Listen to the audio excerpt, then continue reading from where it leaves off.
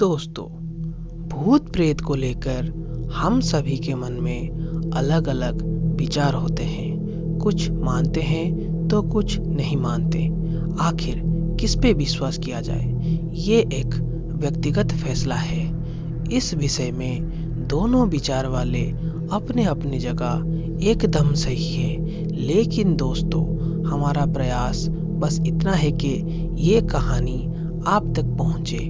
अब आप इस पे यकीन करें या ना करें, ये आपके सोच पे निर्भर करता है। लेकिन दोस्तों, इस कहानी को विस्तार से जानने से पहले मैं आपका दोस्त गौतम बस ये कहूँगा कि अगर आप अभी तक हमारे इस चैनल को सब्सक्राइब नहीं किया है तो सब्सक्राइब कर लें और साथ में बेल आइकन को ज़रूर दबाएं, ताकि हम जब भी ऐसी सच्ची कहानी आपके लिए लाएं तो आपको नोटिफिकेशन मिलती रहे। ये कहानी मनोज की है। मनोज अभी अभी अपनी ग्रेजुएशन कंप्लीट करा हुआ था और जॉब की तलाश में था। उसने जॉब की तलाश में गांव छोड़कर हैदराबाद आ गया था। जॉब ना मिलने के कारण वो बहुत परेशान था, लेकिन कुछ दिन में उसको एक पार्ट टाइम की जॉब मिल गया। उसे जोमेटो में डिलीवरी बॉय की जॉब मिल गया था। थोड़े पैसे भी आने लगे थे। फिलहाल मनोज खुश था। उसकी शिफ्ट वाइज ड्यूटी लगी रहती थी। एक दिन की बात है, मनोज को अंबरपेट से बिरयानी डिलीवरी की ऑर्डर मिला। जब एड्रेस देखा तो उसने जाना ये तो मिस्टर रेड्डी की एड्रेस है। मनोज पहले भी उसी एड्रेस पर डिलीवरी किया हुआ था। मिस्टर रेड्डी की फैमिली उसको काफ़ी अच्छे से जानते थे। काफ़ी बार मनोज खुद बिरयानी ऑर्डर लेके गया था।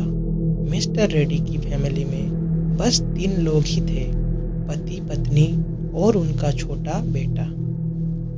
उस दिन बारिश हो रहा था तो होटल से फूड की पैकेजिंग करने में देर हो गई। ट्रैफिक की वजह से और थोड़ा देर हो गया। मनोज जब मिस्टर रेड्डी की कॉलोनी में पहुंचा तो अपनी घड़ी देखा। उसे ऑलरेडी 3 घंटे की लेट हो गया था। हड़बड़ाते हुए मनोज ने लिफ्ट में चढ़ गया। मिस्टर रेड्डी 4थी मंजिल पर रहते थे। उसने जैसे ही लिफ्ट में गया, उसने देखा मिसेस रेड्डी लिफ्ट में थी। लिफ्ट में और भी 5 लोग थे। मनोज को देखकर मिसेस रेड्डी गुस्से भरे नजरों से बोली, मनोज, काफी देर कर दी तुमने आने में। मनोज थोड़ा धीरे आवाज से बोला, मैडम, कभी कभी देर हो जाती है। ट्रैफिक की बात तो आप जानती ही हो। इस दौरान दूसरी मंजिल आ गया था। मनोज अपनी मोबाइल में ऐसे ही बिजी हो गया। 4थी फ्लोर जब आया, उसने गौर किया कि मिसेस रेड्डी वहां नहीं थी। उसको थोड़ा अजीब लगा। फिर उसने सोचा कि पिछले वाले फ्लोर में शायद उतर गई होगी। मनोज ऑर्डर लेके आगे बढ़ने लगा। मिस्टर रेड्डी की रूम के सामने थोड़ा भीड़ जमी हुई थी। थोड़े ही आगे जाकर मनोज ने जो देखा, उसकी आंखें खुली की खुली रह गया।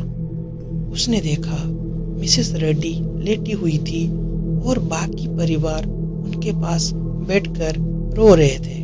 मनोज को तो जैसे कुछ समझ नहीं आ रहा था। मनोज सदमे में था। क्या ये मुमकिन है? ये कैसे हो सकता है? इसी तरह के सवाल जैसे मनोज के अंदर ही अंदर खाए जा रहे थे।